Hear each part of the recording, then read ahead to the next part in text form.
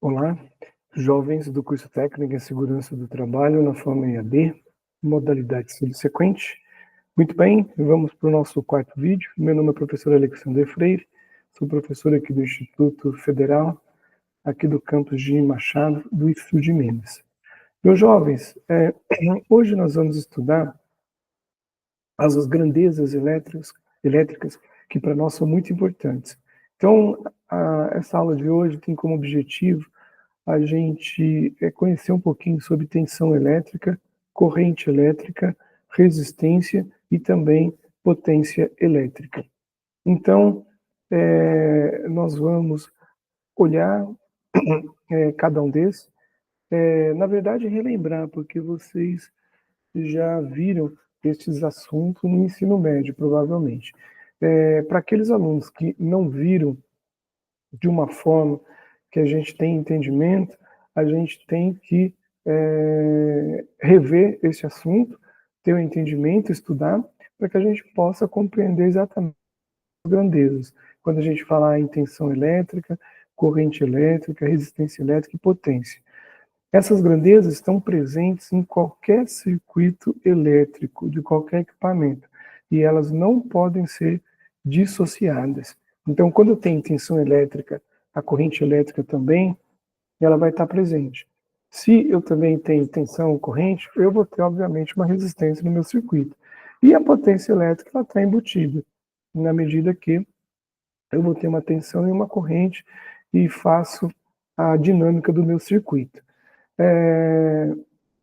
Elétrica, então, meus jovens, de uma forma, vamos tentar entender, aqui não é um curso de eletrotécnica, nem é um curso de eletricidade, ou de física voltada para a eletricidade, mas a gente tem que ter o sentimento do que é uma tensão elétrica. Todo mundo sabe, quando a gente olha para uma tomada, que nessa tomada a gente sabe que tem 127 volts ou 220 volts, dependendo da localidade do nosso Brasil. Mas a tensão elétrica, ela é a diferença de potencial elétrico gerada entre dois pontos quaisquer. Então eu tenho um ponto aqui, tenho outro ponto aqui. E a diferença de potencial elétrico é que vai me dar essa tensão elétrica aqui. Então vejamos, aqui eu tenho uma bateria, aqui embaixo tem uma bateria, e pode ser uma pilha, por exemplo, e esta pilha, ela tem cargas elétricas aqui, e aqui eu também tenho cargas elétricas, só que aqui eu tenho um número de cargas elétricas maior do que aqui. Então aqui eu vou ter uma diferença. Então, essa diferença é que vai causar a DDP. DDP é a diferença de potencial elétrico e vai me causar, então, a tensão elétrica. Lembrando, pessoal, que quando a gente tem um átomo, o átomo ele vai ter o núcleo dele e depois ele tem os elétrons que ficam circulando na eletrosfera. Então, todo átomo ele tende a ficar estável.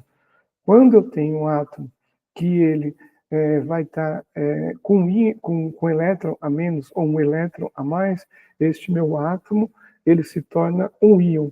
Então, ele pode ser um íon positivo, um íon negativo, e então a gente tem essas cargas. Quando a gente fala de carga elétrica, posso estar falando aqui de um elétron, tá? Também cargas elétricas, eu posso estar falando de prótons, mas via de regra, o elétron, porque ele que fica com mobilidade no meu material.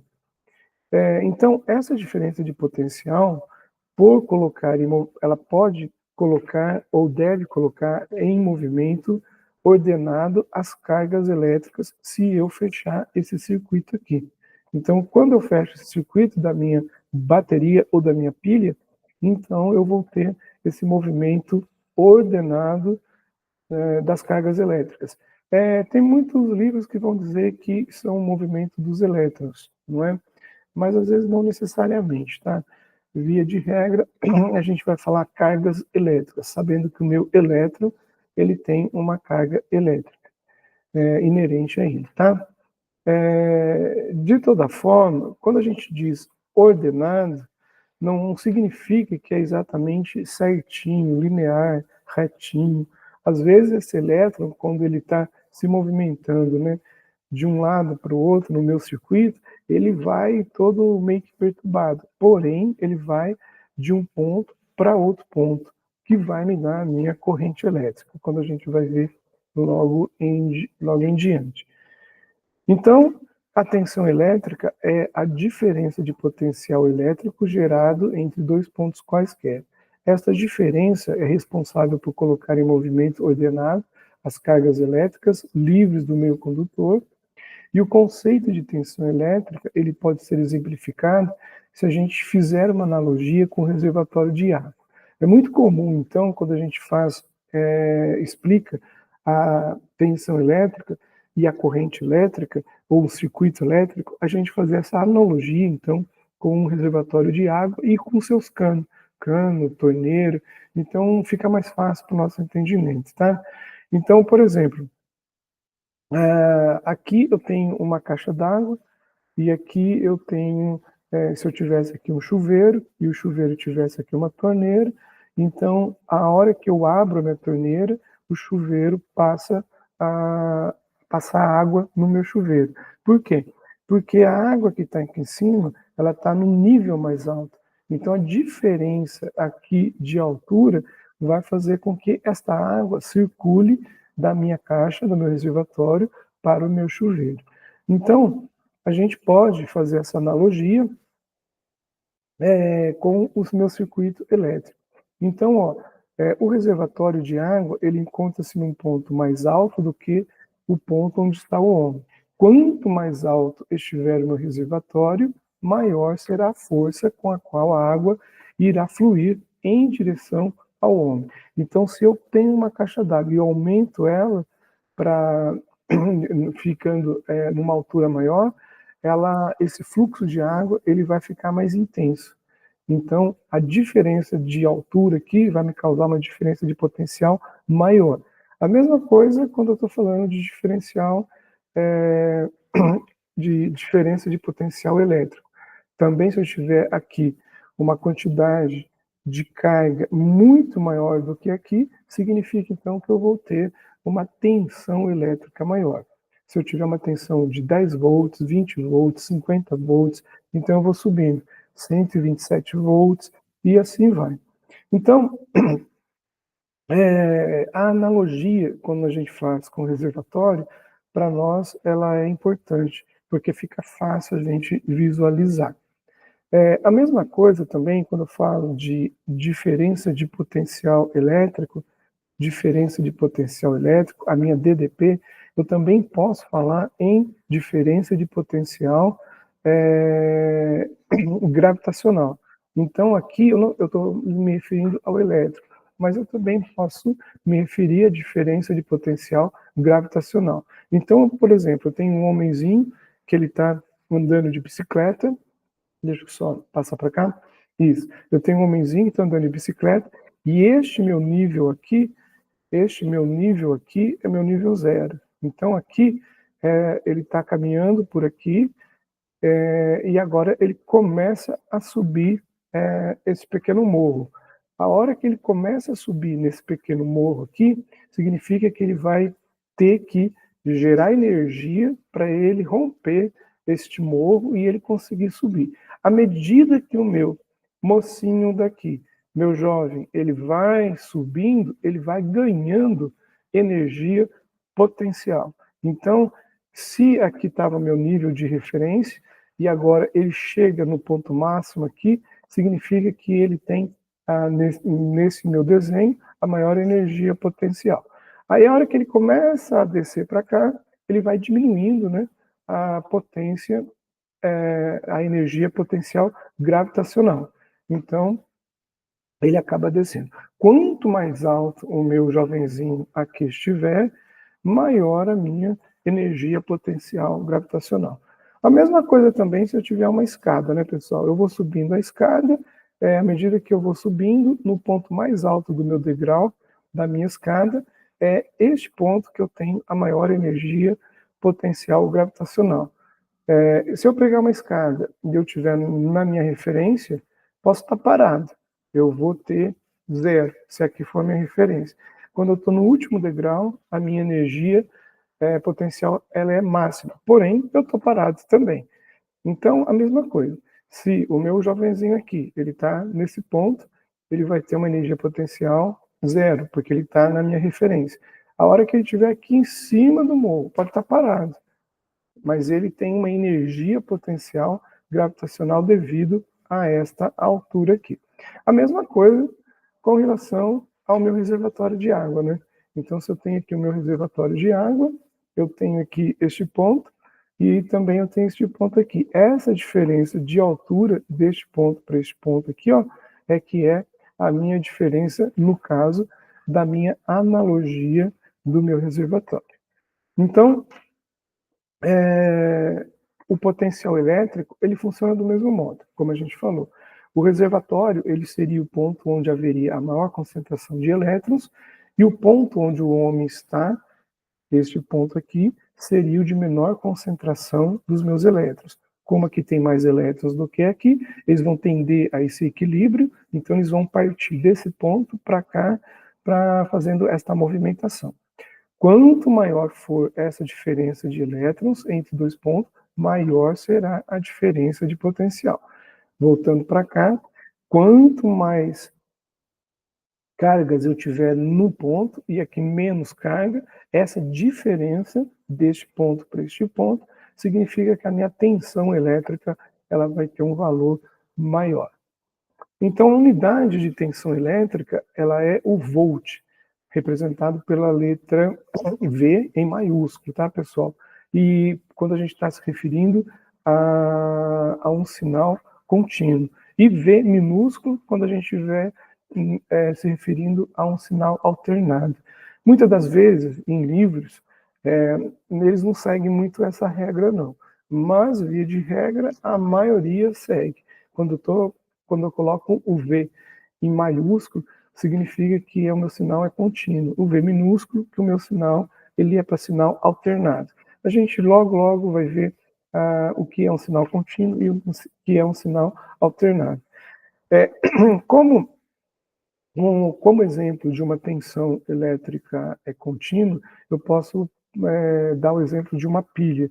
Então, uma pilha tem 1,5 volts DC, 1,5 volts contínuo.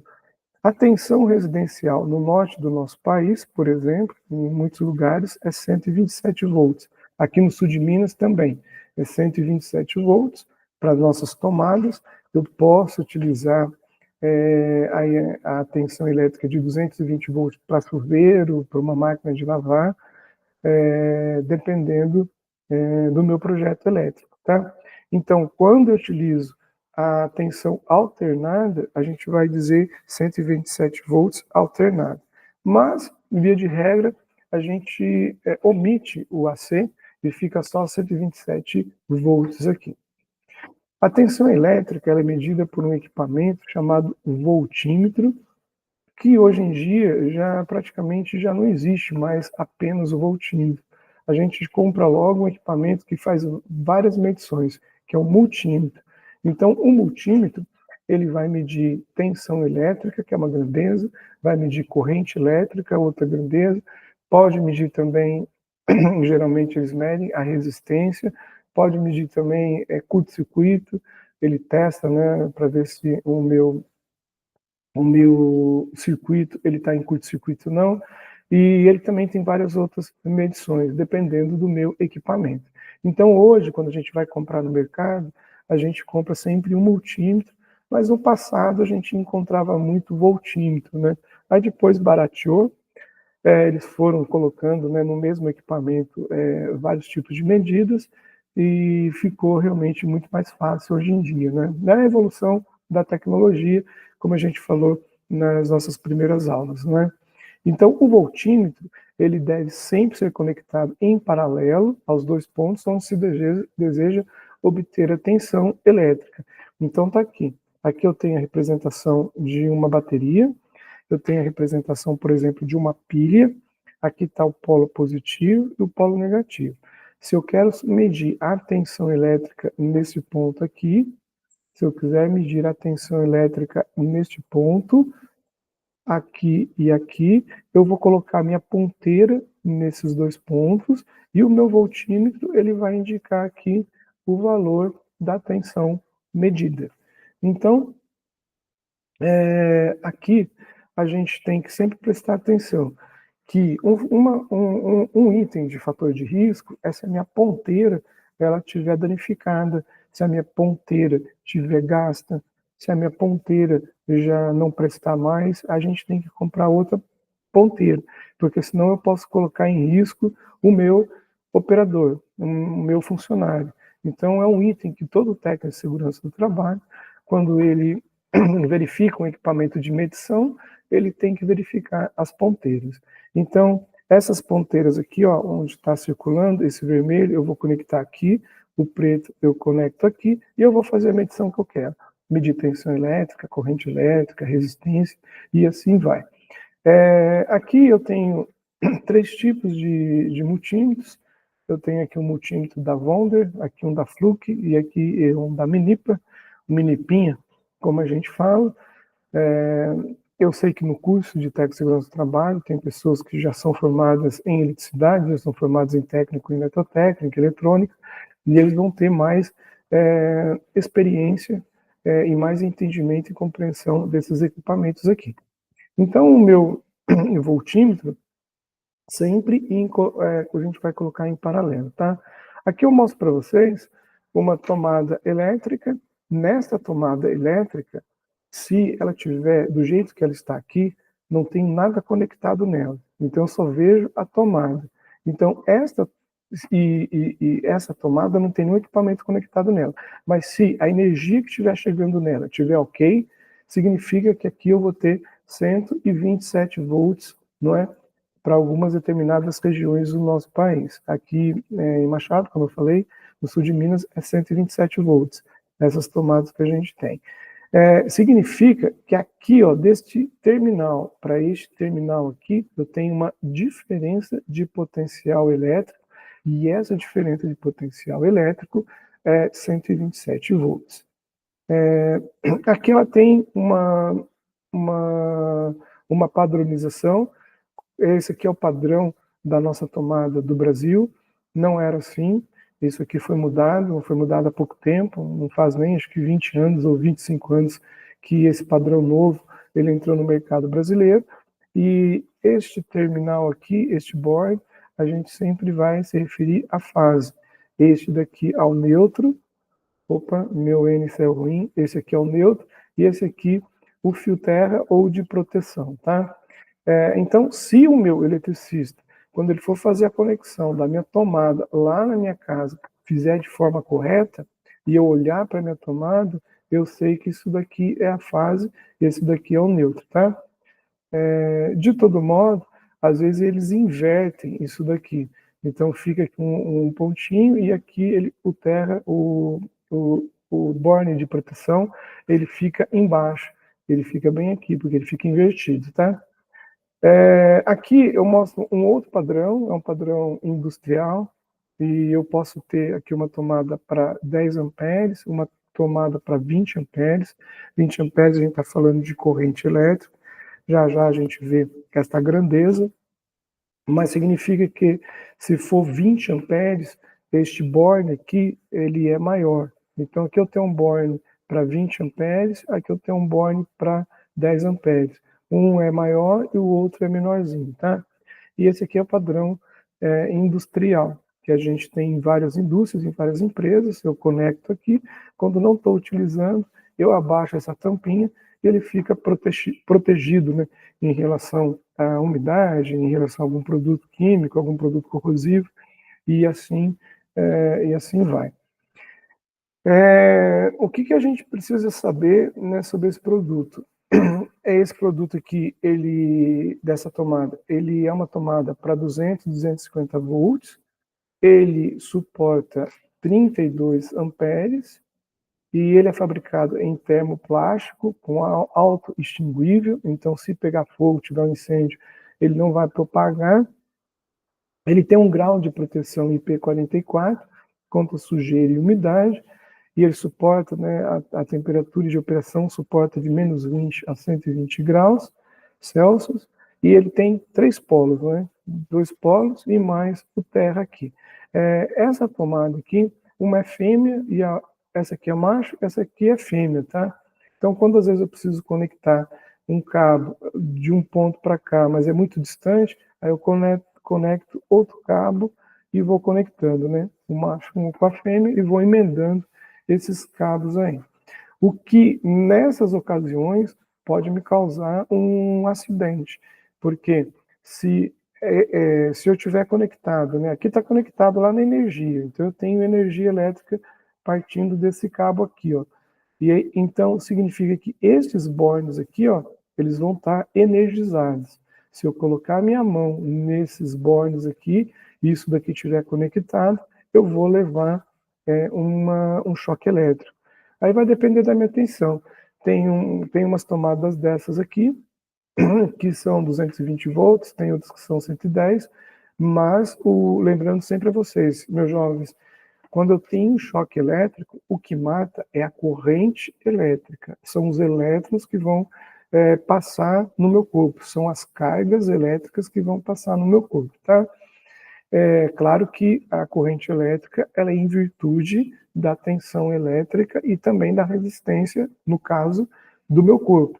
Então, se eu levar um choque de 20 volts, é uma coisa. Se eu levar um choque, estou falando de 20 volts alternado, tá, pessoal? Se eu levar um choque de 1.500 volts alternado, obviamente ele vai ser muito mais intenso, porque ele vai ter uma consequência da corrente muito maior no caso em relação ao primeiro caso. Então, essa tomada, quando a gente tem que especificar, a gente vai ter que falar em termos de corrente em tensão. Por isso que é importante a gente saber as grandezas elétricas, não é? Nós temos que ter esse entendimento para a gente poder, quando a gente vai fazer um levantamento de risco e perigo, a gente saber exatamente o que a gente tem que considerar ou não. Então, a corrente elétrica, se a gente continuar com a nossa analogia do reservatório de água, a corrente elétrica, então, é o fluxo de água que flui de um ponto a outro. Então, a corrente elétrica, no meu caso, então seria a água fluindo, né, do meu reservatório até o meu chuveiro, né, caso que tivesse um chuveiro.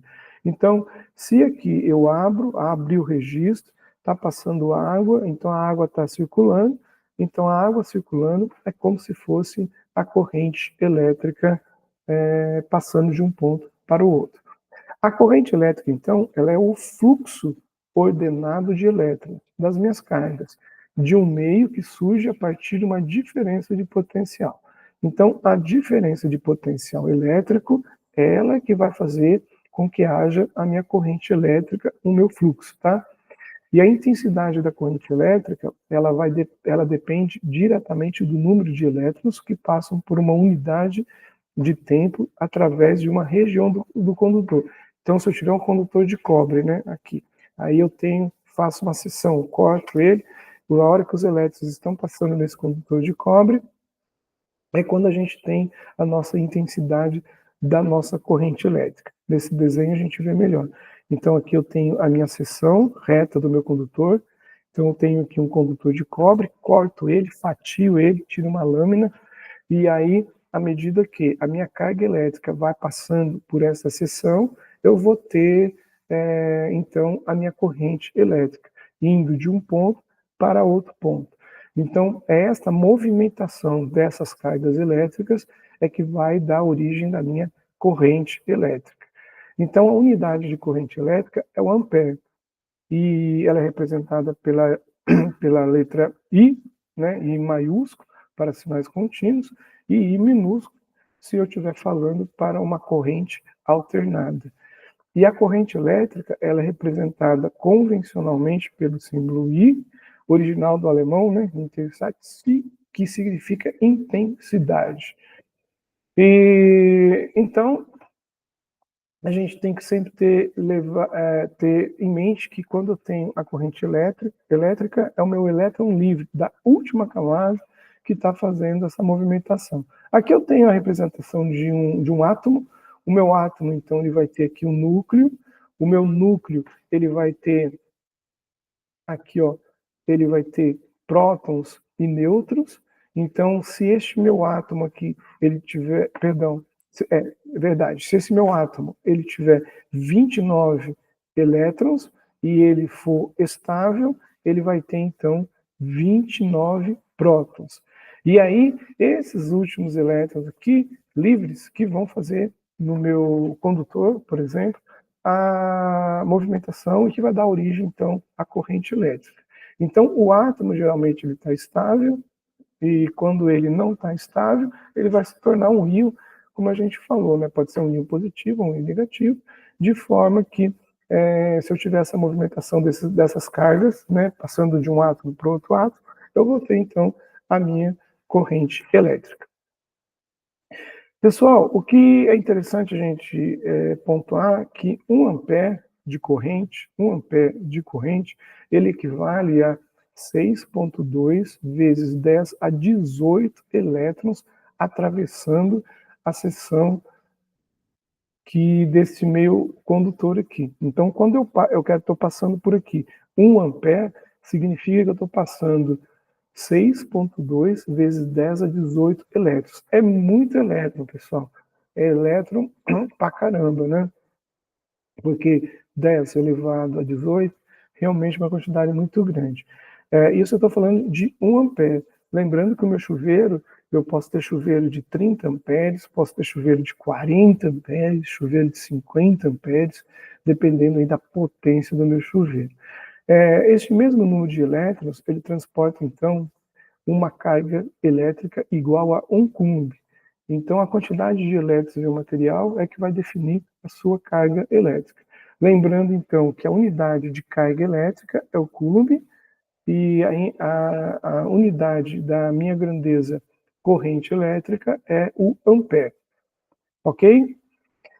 Se o material tiver elétrons em excesso, sua carga é negativa, como a gente já falou, e se houver mais prótons que elétrons, os prótons são positivos, a minha carga obviamente será positiva. Cargas de mesmo sinal vão se repelir. Se eu tiver aqui uma carga negativa, outra negativa, elas vão se afastar. Se eu tiver uma carga positiva e uma negativa, elas vão ter uma atração. A força de atração ou repulsão entre as cargas é conhecida como força eletrostática, definido pela lei de Coulomb. Isso aqui, geralmente, a gente faz muito aquela experiência, sabe quando você pega uma caneta, você passa assim no cabelo, aí você vai ter esse efeito. Aí você passa no cabelo, atrita bastante, aí você pica papelzinho bem pequenininho assim, aí depois você põe a caneta e o papelzinho sobe, né? Eu tenho certeza que vocês, em algum momento da vida, já fez essa experiência. E isso o que está acontecendo? Está acontecendo que você está deixando o teu material com mais cargas do que em relação ao outro material. E aí, a hora que um se aproxima do outro, ele vai ter essa atração aí. Pode ser que, às vezes, numa experiência, a gente faça também a repulsão, né? Você acumule muita carga negativa e se aproximar de outra de outro material que tenha também muita carga negativa, obviamente que eles vão se repelir. A representação da carga é dada por quê? Então, a gente pode calcular aqui a intensidade da corrente elétrica pela seguinte fórmula, né? 1 ampere, então, é 6,210 a 18 elétrons, como a gente falou, e a carga, isso aqui é a nossa carga, e em 1 segundo. Então, os elétrons que estão passando no tempo de 1 segundo, vai me dar corrente. Então, 1 ampere é 1 coulomb por 1 segundo. Ou também a gente pode falar que a corrente elétrica é igual à variação da minha carga em relação ao tempo. Ou seja, quanto de carga que está passando naquela minha seção em 1 segundo. Como exemplo de corrente elétrica, podemos citar os raios. Então, quando a gente tem muita chuva, muito trovão, então os raios eles vão ter essas cargas acumuladas, e essas cargas acumuladas, uma hora ela sai pelo raio e vão da nuvem para a terra, né? Onde dá os meus raios. Alguns experimentos eles vão dizer que essa corrente do raio ela é muito alta. Aí pode chegar a 1.000 amperes, 1.500, 2.000 amperes. Eu já vi literatura dizendo até que pode chegar a 3.000 amperes, mas isso é às vezes um pouco contestado, tá? Também temos o vento solar, que também é exemplo de corrente elétrica, ou o fluxo de elétrons em um condutor metálico, que é o mais comum. Quando a gente tem um equipamento eletrônico, vai haver necessariamente corrente elétrica. Então, se eu pegar um celular, ele vai ter uma corrente elétrica. Pode ser uma corrente elétrica muito baixinha ou muito alta, dependendo do meu equipamento. Se eu pegar uma calculadora, ela também vai ter um sinal elétrico ou uma corrente elétrica. Todo equipamento que é eletroeletrônico, necessariamente, vai ter que ter tensão elétrica e também corrente elétrica. Na corrente elétrica, a gente pode medir por um amperímetro, mas como eu falei para vocês, tanto o voltímetro como o amperímetro são dois equipamentos que hoje a gente já não acha nem para comprar mais, né? Eu não vejo mais para vender. A gente tem que comprar um multímetro. Se eu quiser fazer uma medição da minha corrente elétrica com um amperímetro, eu tenho que interromper o meu circuito, conectar aqui o meu equipamento, eu conecto o meu amperímetro, de um ponto aqui quando eu interrompi o meu circuito até esse outro ponto também que eu também fui interrompido, e aí eu ligo o meu circuito, vai circular aqui uma corrente elétrica, e a corrente elétrica, quando estiver circulando, porque ela passa pelo meu equipamento, e aí eu faço a medição aqui no meu amperímetro. Então, se eu quiser medir a corrente elétrica no circuito, eu tenho que fazer isso. Eu interrompo o circuito e eu conecto o meu amperímetro de forma que como se fosse em série, para eu poder fazer essa medição aí. Aqui eu mostro para vocês o Fluke, então, que é um equipamento multímetro, e ele mede corrente. Então, tá vendo esse azinho aqui, ó, que é o meu seletor? Então, aqui, ó, se eu colocar o meu seletor na corrente, no azinho, eu vou fazer a medição de corrente elétrica. Aqui eu meço corrente contínua e aqui eu meço corrente alternada. Então, eu tenho que saber no meu circuito qualquer um, se é alternada ou contínua, e aí eu pego o meu seletor, coloco ele aqui, vou, claro, né, obviamente botar minhas ponteiras, e eu vou fazer a minha medição. Repare, se eu quiser medir tensão, eu tenho que colocar o meu seletor bem aqui. Essa aqui é uma tensão alternada. Aqui é uma tensão contínua, aqui é uma tensão alternada contínua para sinais muito pequenininhos, milivolts. Se eu quiser medir resistência, eu vou botar aqui no meu ohmímetro, que é no meu caso meus ohms, a minha unidade de grandeza. E também, se eu quiser verificar se tem curto-circuito, esse equipamento da Fluke, ele emite um sinal sonoro. Então, quando está em curto, ele faz pi. Se ele tiver interrompido, ele não vai fazer barulho. O outro multímetro é a mesma coisa. Se eu quiser fazer uma medição de corrente elétrica, eu vou fazer exatamente colocando o meu seletor nessas escalas aqui. Se eu quiser medir tensão, eu vou colocar aqui. Se eu quiser medir resistência, eu também vou colocar exatamente o meu seletor desse lado aqui. Então, se eu quiser medir a minha corrente elétrica, eu vou utilizar os meus equipamentos, tá? Lembrando que eu tenho meu multímetro e ele pode medir corrente através dessas ponteiras aqui. Eu interrompo o meu circuito e faço a medição. Só que depois surgiu, também não faz muito tempo, pessoal, não deve nem ter 25, 30 anos, surgiu o multímetro que a gente chama de alicate. Então aqui, ó, tem um efeito físico e a gente aproveita esse efeito físico para a gente poder extrair a minha corrente elétrica. Então, aqui eu tenho uma alavanquinha que eu aperto aqui, aqui abre, abrindo aqui. A hora que abre, eu conecto no meu condutor, eu fecho no condutor, de modo que eu não preciso ou não precisa a gente interromper o meu circuito. Então fica muito mais fácil. Então eu deixo aqui, ó, isso aqui tá vendo, tá o condutor passando, eu coloco o meu medidor aqui, meu amperímetro, alicate, bem nesse ponto aqui, e eu não preciso interromper o meu circuito. E aí fica realmente muito fácil, né? Então, quando surgiram esses multímetros, alicate, facilitou muito a vida do eletricista, a vida do técnico e eletrotécnico, porque a gente consegue medir a corrente do meu circuito sem necessariamente eu ter que interromper. Então, aqui está um exemplo. Aqui eu tenho chuveiro, pessoal.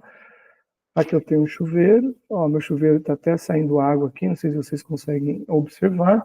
E o meu chuveiro, ele vai ter aqui o fio de proteção, que é esse cabo aqui. Na figura, me parece que ele está desconectado, não deveria, ele tinha que estar conectado. Quando o meu equipamento não está conectado com o meu cabo de proteção elétrica, ele se torna muito perigoso caso haja uma corrente de fuga, e essa corrente de fuga, então, ela vai provocar um choque elétrico na pessoa que estiver tomando banho. Aqui eu tenho a fase, e aqui o neutro, perdão, que é esse azul, e aqui eu tenho o preto, que é a fase. Então, eu pego o meu alicate, meu amperímetro alicate, esse equipamento aqui, ó, eu aperto aqui, ele abre, e aí eu fecho ele no meu fio que eu quero medir. Então, ele vai fazer a medição de uma forma realmente muito mais fácil. No caso aqui, ó, ele já está medindo, está dando 30,8 amperes de corrente. É uma corrente muito alta. 30 amperes passando no teu coração, já era, pessoal. Você vai partir dessa para melhor ou dessa para pior, se é que vocês me entendem, né? No meu, obviamente que a pessoa irá morrer. Aqui ele não está com a medição correta porque ele está aberto, né? Ele não chegou a entrelaçar o meu condutor. Nessa figura eu já vejo, né, mais claramente, que ele está aqui já fechadinho, então ele está fechado, ele faz o fechamento, aí tem essa medição e ele mostra aqui 30,5 amperes. Reparem que ele tem aqui, né, um conector tipo porcelana, e depois ele tem aqui, ele botou, né, um disjuntor no próprio banheiro aqui. Ficou feio, né? Ficou uma gambiarra só, mas via de regra facilita para quando você precisar da manutenção. Precisou da manutenção, você não precisa nem ir no quadro elétrico da sua casa ou da sua residência, porque como ele botou aqui um disjuntor, ele já interrompe o circuito aqui, aí ele pode trabalhar normalmente aqui, trabalhar normalmente com chuveiro, de modo que ele vai trabalhar em segurança. Por exemplo, se ele precisar trocar a resistência do chuveiro, né? Então ele vai ter que abrir o chuveiro, aí por segurança é melhor ele desligar aqui o disjuntor, interromper o circuito, e neste caso, o disjuntor ele já grudou aqui na parede, né, pessoal? Mas isso aqui não é o certo não, né? O certo é você ter um quadro elétrico e ter o disjuntor, esse disjuntor lá no quadro elétrico, bonitinho, identificado, para que a gente possa desligar ele de uma maneira até com uma maior proteção. Por quê? Esse disjuntor aqui, pessoal, ele está pegando toda a umidade do banheiro, está pegando todo o vapor, né? Quando você toma um banho quente, todo esse vapor ele vai atingindo o meu equipamento. E tem disjuntor que ele não suporta essa umidade, não. Então vai acabar danificando o meu equipamento aqui. Pessoal, resistência elétrica, então, é outra grandeza que a gente tem. Então, a gente viu tensão elétrica, nós vimos corrente elétrica, e agora a gente vai ver resistência elétrica. O que vem a ser resistência elétrica? Resistência elétrica, então, na analogia do nosso reservatório de água, pode ser representada como uma válvula de controle de fluxo de água. Então, quando eu ponho uma válvula lá no meu reservatório, eu vou abrindo ela pouquinho, e depois eu vou abrindo cada vez mais, eu vou me opondo cada vez mais, então é como se eu tivesse menos resistência. Quando eu vou fechando a minha torneira, ou vou fechando a minha válvula, eu vou criando mais resistência, porque o fluxo de água está vindo. À medida que eu vou fechando, eu vou impedindo o fluxo de água de sair lá do meu cano, ou de sair do meu chuveiro. Então, a resistência elétrica ela pode ser representada como uma válvula de controle de fluxo de água, não é? No caso, se eu posso permitir o máximo ou o mínimo até parar ou abrir ela totalmente, tá? A unidade de resistência elétrica é o ohm, e a grandeza é representada pela letra R. Aqui a gente mostra um resistor, isso aqui é um resistor bem dos antigos, né? Ou até quem gosta de mexer com eletrônica utiliza muito esse tipo de resistor, mas a gente hoje, quando a gente pega um celular, a gente não encontra mais o resistor desse aqui no celular. Imagina, né? Porque ele é grande, né, pessoal? Isso aqui, ele deve ter uns... Grande que eu falo, deve ter aqui 5 milímetros, 4 milímetros, 3 milímetros, é pequenininho. Mas no celular, pela quantidade de resistores que precisa, de capacitores, de dispositivos, seria impossível. Então, aqui é só realmente uma representação, mas esse resistor, ele vai opor a corrente elétrica. Então, se eu tiver uma corrente elétrica vindo, né, nesse terminal aqui, a hora que ela bateu no meu resistor, ela vai ter uma oposição, ela vai ter uma resistência.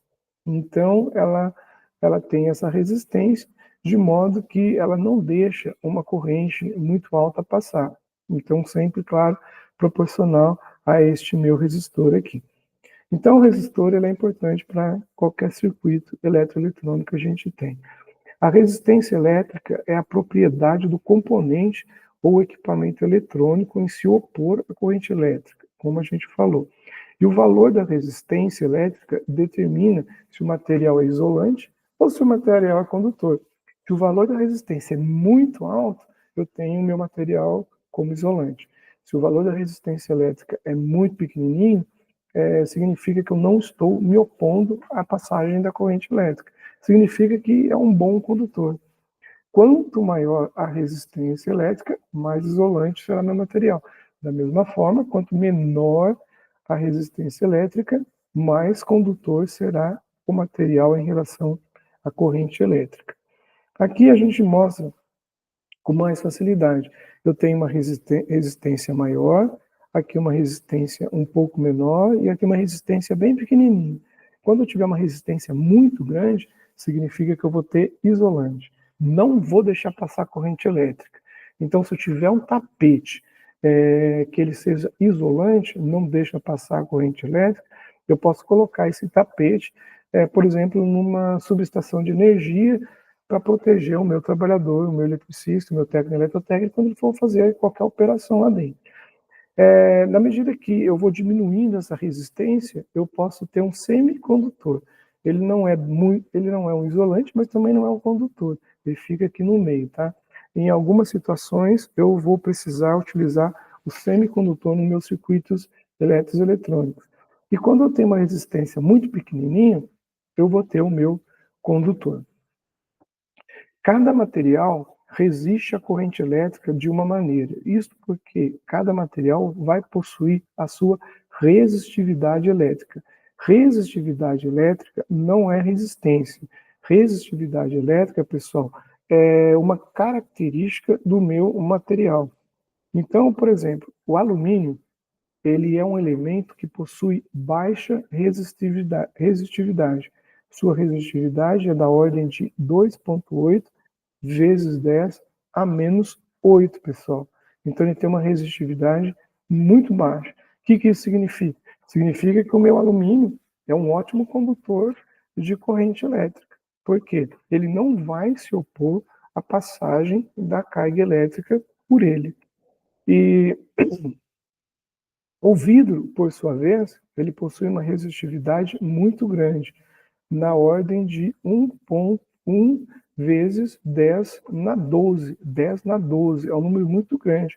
Pessoal, reparem aqui, eu estou 10 elevado a menos 8. É um número muito pequenininho, 0,0000028. E aqui é um número muito grande.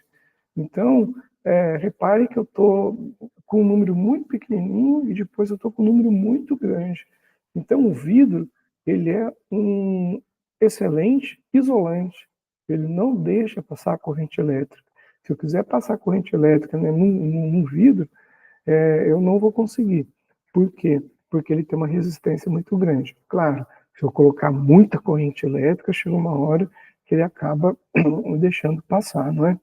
Mas, via de regra, ele não vai deixar passar porque ele é um isolante. É só a gente observar aqui a resistividade do material. Então, quando dizemos que o material, como o ouro, por exemplo, ele possui uma resistividade de 2,45 vezes 10 na oitava, comparando com o alumínio, deixa eu voltar aqui ao alumínio, aqui eu tenho o alumínio, 2,8, e a resistividade do ouro é 2,45, ou seja, o ouro ele tem uma resistividade um pouco menor, porque tanto o ouro como o alumínio, ele é multiplicado por 10 na menos 8, né? Então tá aqui, ó, 2,8 vezes 10 na menos 8 para o alumínio, e para o ouro 2,45. Então o ouro ele é um pouquinho menos condutor do que o alumínio.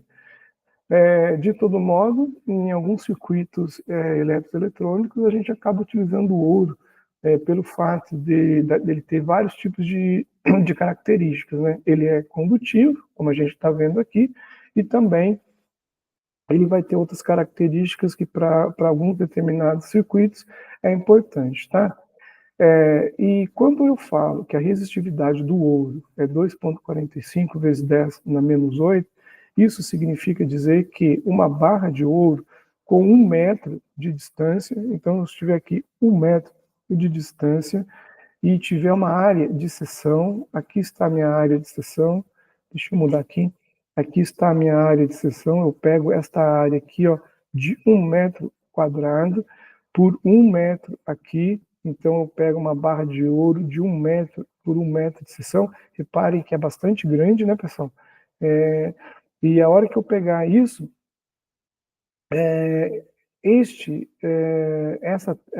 pedaço, ele vai ter, então, uma resistência exatamente de 2,45 vezes 10 na menos 8, tá? Ohms metro, que é a unidade dele aqui, ó, ohms metro.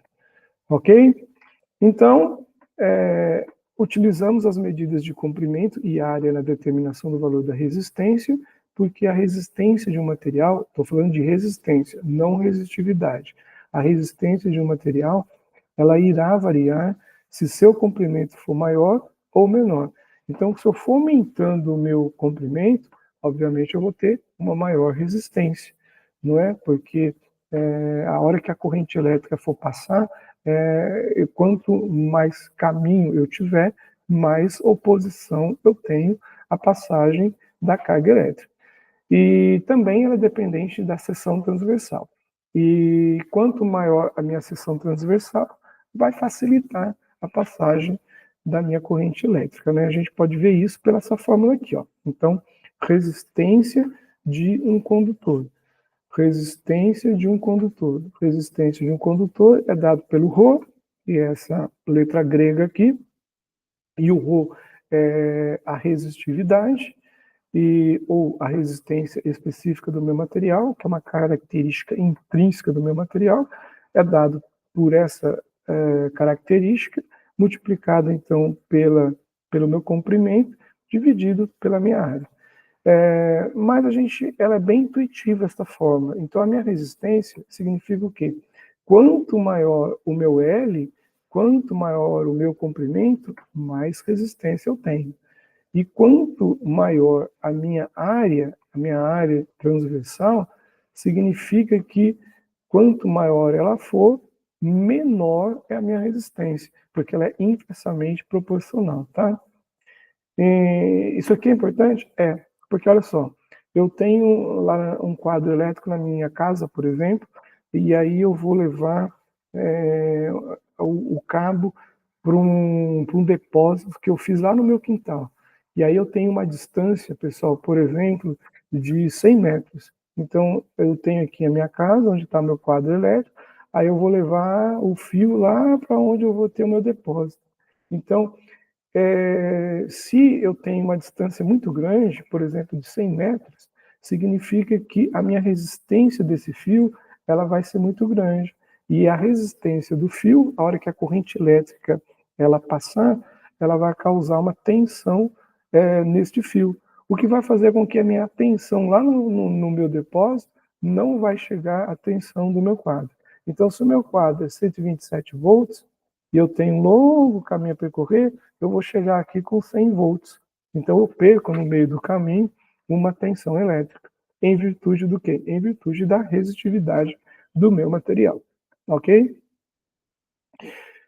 Meus jovens, então, para a gente finalizar essa parte desses conceitos de grandezas elétricas, não que sejam só essas, mas para nós é importante a tensão elétrica, como a gente falou, a corrente elétrica, a resistência, e a gente vai ver agora a potência elétrica.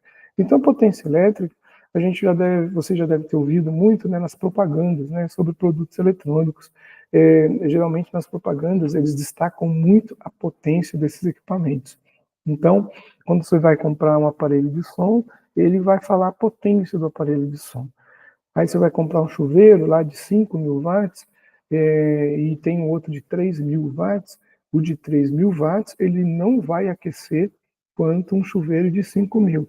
E o de 5.000 não vai aquecer a água em relação a um chuveiro de 7.000 watts.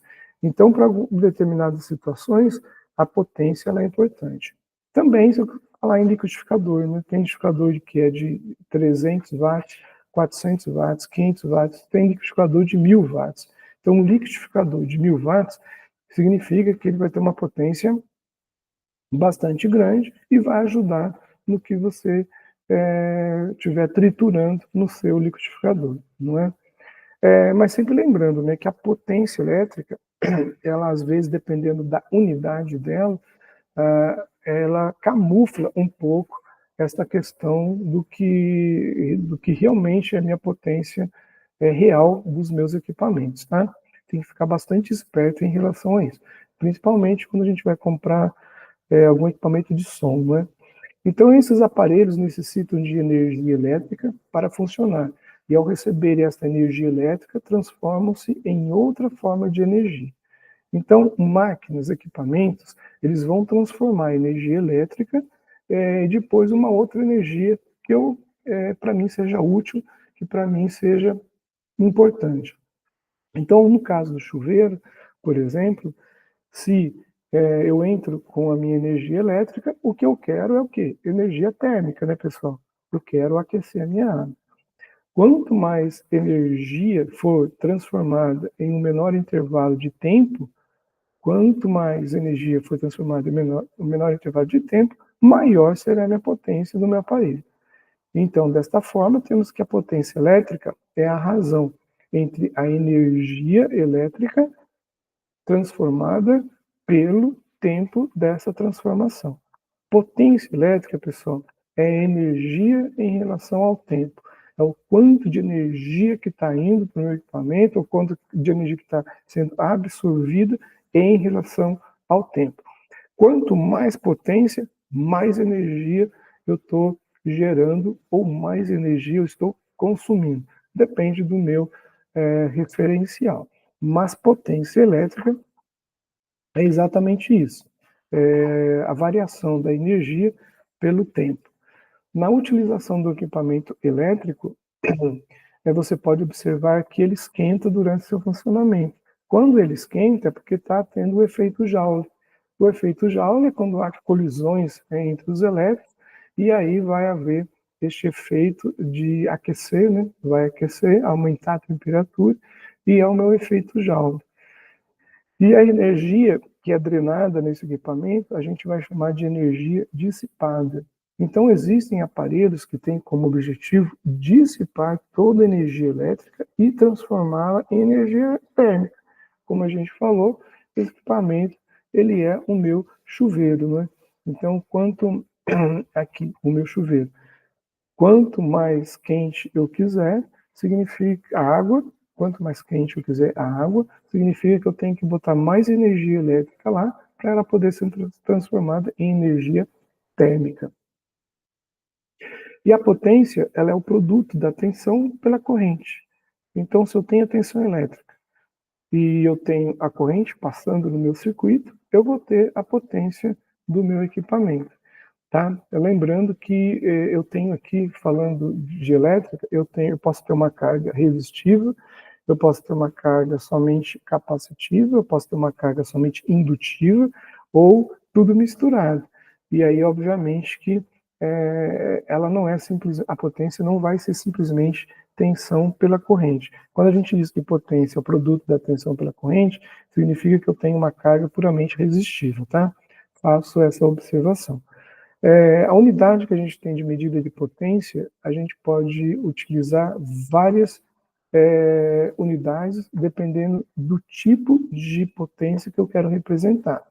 Mas, geralmente, quando a gente fala em volt-ampere, eu estou me referindo à potência de um determinado circuito, chamada potência aparente. Tá? Então, se eu pegar o dado de placa lá do meu motor e ele tiver em volt-ampere, que é a unidade de potência, que é a unidade de potência, eu estou me referindo à potência aparente.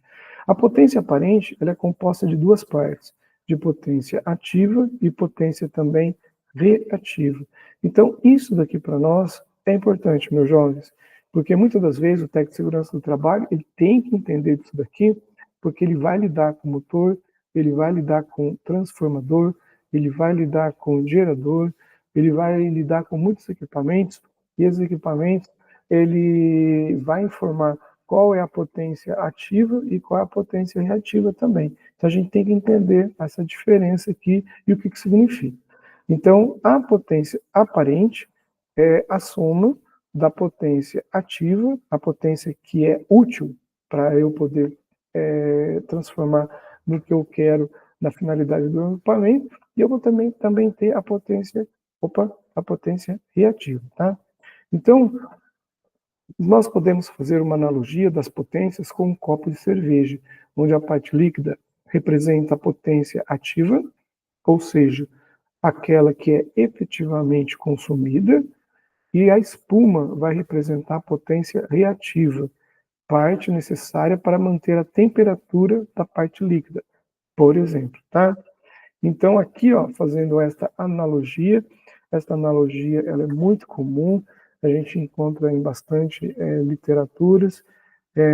Quando eu tenho aqui, ó, a potência aparente, ela é a potência reativa mais a potência ativa. A potência ativa, que é dada em watts, é essa potência que é quando a gente compra o liquidificador, geralmente o liquidificador vem com a potência ativa, que é essa potência realmente útil que eu vou ter no meu liquidificador. Essa potência reativa é uma potência que vai ser consumida, porém eu não vou utilizar ela, porque ela vai ficar no meu circuito. Então essa potência reativa aqui é a potência que eu tenho que alimentar várias outras partes magnéticas lá do meu circuito, mas essa potência reativa não vai ser transformada em potência ativa, tá? Porque a potência ativa ela é diferente da potência reativa. A reativa é dada em volt-ampere reativo, a potência ativa é dada em watts, e a potência aparente, como a gente falou, é dada em volt-ampere. E essa potência reativa e a potência ativa, muitas das vezes, vai depender da carga que eu estou utilizando. Para a gente é muito comum, né, quando a gente pega qualquer equipamento de casa e vem escrito watts, né? Se eu pegar um notebook, Se eu olhar a etiquetinha dele de placa, ele vai me dizer quantos watts ele consome. Se eu olhar a televisão, ela também vai indicar quantos watts que a televisão está me consumindo. Watts mesmo não vai dar informação da potência aparente e nem da potência reativa. Agora, se eu for comprar um transformador que a gente coloca lá na rua, no nosso sistema elétrico, aí vem a potência aparente e também vai ter outras informações de dados de placa do meu equipamento. Então, alguns conceitos fundamentais para a gente, quando a gente fala de grandezas elétricas, é essa transformação de energia. Então, aqui eu tenho a energia elétrica vai ser transformada em energia mecânica, não é? Eu vou fazer a movimentação aqui das minhas paletas do meu liquidificador. Quando eu entro com tensão elétrica no meu motor, ele vai gerar então também potência mecânica, vai fazer a rotação e eu vou utilizar para alguma determinada finalidade. Se eu quiser potência térmica, a gente já falou do chuveiro, também temos a tostadeira. Posso aqui utilizar uma tostadeira de pão, que eu quero utilizar exatamente o calor. Entro com energia elétrica, depois é transformada em calor, e depois essa transformação de calor vai aquecer o meu pão e eu tenho a minha finalidade. E também potência luminosa.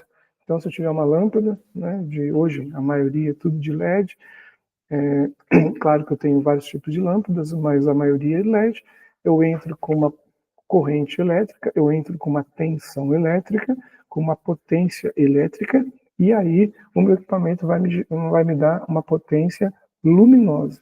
Porque, claro, né, eu quero justamente iluminar o meu ambiente. A potência reativa é a parcela transformada em campo magnético necessário ao funcionamento de motores, transformadores e reatores.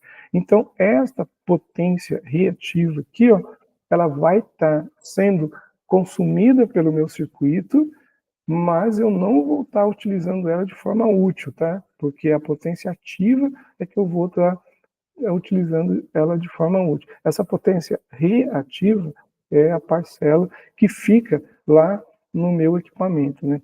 Aqui eu mostro para vocês um reator. Hoje isso aqui já não existe mais, né? Não acho nem mais para vender, mas quando a gente tinha, né, no passado, há uns 30 anos, 40 anos, as nossas lâmpadas, elas eram necessárias, as lâmpadas que eram utilizadas os reatores. Então a gente tinha que comprar esse reator, depois fazer a conexão na nossa lâmpada, e hoje já não precisa mais porque é tudo LED, né? Então facilitou bastante para nós. Lembrando que as lâmpadas em LED, elas consomem menos potência e elas conseguem a mesma luminosidade que a gente tinha com as nossas lâmpadas incandescentes e com as nossas lâmpadas fluorescentes. As nossas lâmpadas fluorescentes é quando a gente utilizava esses reatores aqui. E o transformador que a gente vê nos postes, que a gente vê na entrada de energia de uma empresa, de uma fábrica, e ele também vai ter uma potência reativa. E essa potência reativa. E uma coisa interessante para nós que a gente tem que saber, pessoal, quando a gente está consumindo energia na nossa empresa, na nossa indústria, e a gente, obviamente, vai utilizar essa potência ativa, para a gente poder, a nossa potência útil, só que a gente vai estar consumindo potência reativa e potência ativa. A concessionária de energia, quando ela manda para nós, quando ela manda para nossa empresa, ela está mandando a potência aparente. Só que ela não é boba nem nada, pessoal, ela não cobra apenas a potência ativa, ela vai cobrar a potência ativa e também vai cobrar a potência reativa. Ela faz essas medições aqui com o fator de potência, que é outro conceito também, e aí a gente, obviamente, que a empresa, a fábrica, ela vai pagar. O que ela pode fazer? Ela faz uma compensação na entrada, lá na minha entrada de energia, na minha subestação, e se eu tenho aqui muita potência reativa, ela pode entrar com banco de capacitor, ou pode entrar com banco de indutor, e eu diminuo esta espuma aqui. Então, aqui a minha potência ativa, ela aumenta, a minha espuma diminui e a minha concessionária, ela passa a cobrar menos. Aí lucra a minha indústria, lucra a minha empresa, se eu fizer esta compensação aqui, tá? Vai depender da minha carga. Então, tem a minha indústria, né? A minha indústria tem muitos motores. Então, eu tenho lá 200, 300 motores. Então, quando eu tenho 200, 300 motores, eu vou estar consumindo muita esta energia para ficar aqui nos campos magnéticos. Então, vai ter muita espuma para eu poder utilizar esses motores, que é exatamente a parte útil. Então, as concessionárias de energia elétrica, seja de qualquer estado, ela vai cobrar por isso se você não tiver o teu sistema elétrico bem equilibrado. Que é exatamente isso daqui, ó. O fator de potência é importante esse conceito para nós. E o que ele significa? Significa que a potência ativa é uma parcela da potência aparente. Então, o fator de potência é justamente a percentagem da minha potência ativa em relação à minha potência aparente. Então, eu quero saber quantos por cento é a minha potência ativa em relação à minha potência aparente. Por isso que o fator de potência ele é importante. Então, o fator de potência ele representa uma porcentagem da potência aparente que é convertida em potência mecânica, térmica ou luminosa, dependendo do que eu queira. E essa porcentagem é denominada de fator de potência, como a gente falou. Pessoal, aqui eu mostro para vocês um dado de placa de um motor. Isso aqui, ó, o técnico de segurança do trabalho, quando ele tem que fazer o inventário de todo o maquinário que ele tem na fábrica, na empresa dele, ele tem que saber ler uma placa de um equipamento, de um motor, de uma bomba, de todos os equipamentos ele tem que saber. De motor, geralmente, tem muita informação, tá? Então, de motor, eu estou aqui com o motor da WEG, a WEG Motores, é uma das maiores empresas de motor do mundo, e ela é brasileira. Ela tem fábrica no Brasil, lá em Jaraguá do Sul, em Santa Catarina, e ela tem fábrica na China, nos Estados Unidos, acho que tem na Argentina, no México, não me lembro mais. Mas quando eu pego um motor da WEG ou um motor de outra fabricante, tá, pessoal? A gente tem os dados de placa. Aí os dados de placa vai estar dizendo aqui, ó, que o meu motor ele é trifásico, o meu motor ele é trifásico, e aqui para mim é importante, ó, aqui, ó, ele pode ser utilizado 220, 380 volts ou 440 volts. Quando ele utiliza em 220 volts, a corrente dele nominal é de 26,4 amperes. Se eu for utilizar ele em 440 volts, obviamente vai cair a minha corrente elétrica. Ela vai ficar 13,2. E aqui mostra também quantos quilos ele tem, mostra também a rotação, 1760, a rotação, a frequência, 60 Hz, e aqui vai estar, pessoal, a minha potência. Deixa eu mudar aqui, ó. Aqui é super importante para nós, ó, a potência do motor.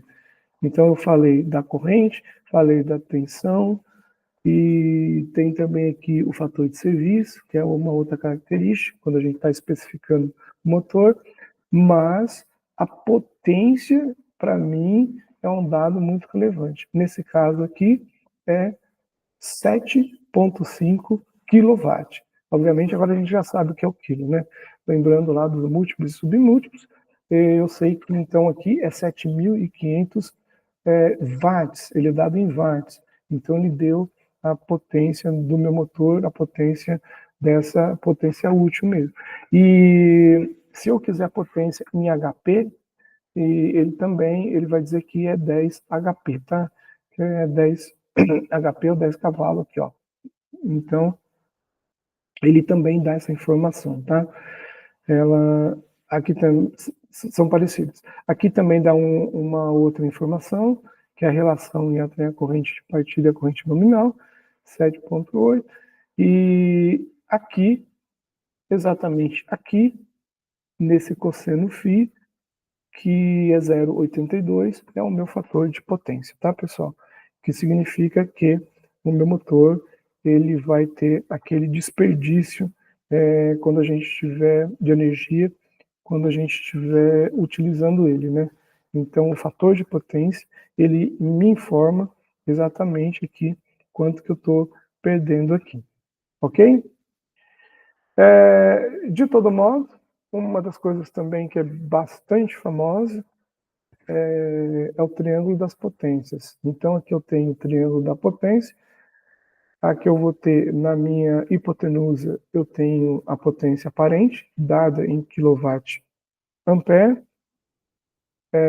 kW-ampere não, pessoal, kV-ampere, a minha potência reativa, dada em kV-ampere reativo, e a minha potência ativa, dada em kW.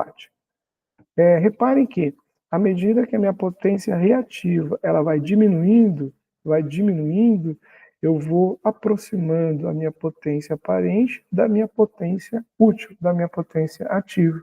Então, aqui, ó, se eu for diminuindo, chega uma hora que ela vai encontrar aqui. Então, a potência reativa, eu posso trabalhar com ela e eu vou diminuindo ela. Então, a minha potência aparente vai estar aqui, aí depois a minha potência aparente vai estar aqui, a minha potência aparente vai estar aqui, e se eu zerar aqui, a minha potência aparente, ela vai coincidir com a minha potência ativa. Toda a potência aparente que é entregue para a minha fábrica, eu estou consumindo ela e gerando exatamente o que eu quero, né? Para a potência útil que eu quero. Ok? Resumindo, meus jovens, a tensão elétrica em um circuito gera movimento ordenado dos elétrons, criando assim a corrente elétrica. A oposição ao fluxo de corrente é chamada de resistência elétrica e vai depender das características intrínsecas do meu material.